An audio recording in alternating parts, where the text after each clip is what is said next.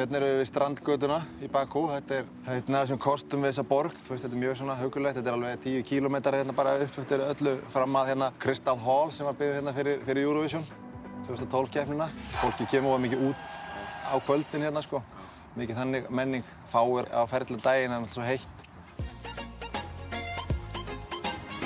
Það er hérna rosa mikil uppbygging hérna á þessum bletti á borginu. Þetta á að vera einhver svona glitrandi hálfhringur sem á að vera svona alkennileiti borgarinnar. Þetta er byggt út í sjó, þess að þetta eru búin að stífla hérna fyrir sjóinn og svo þegar þetta er tilbúið þá opnaði fyrir það, þannig að þessar byggingar mun standa hérna út í sjó.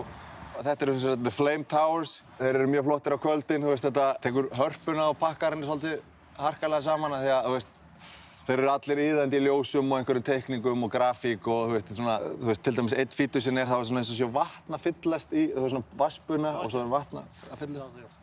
Okay? Not possible? Nee. Why?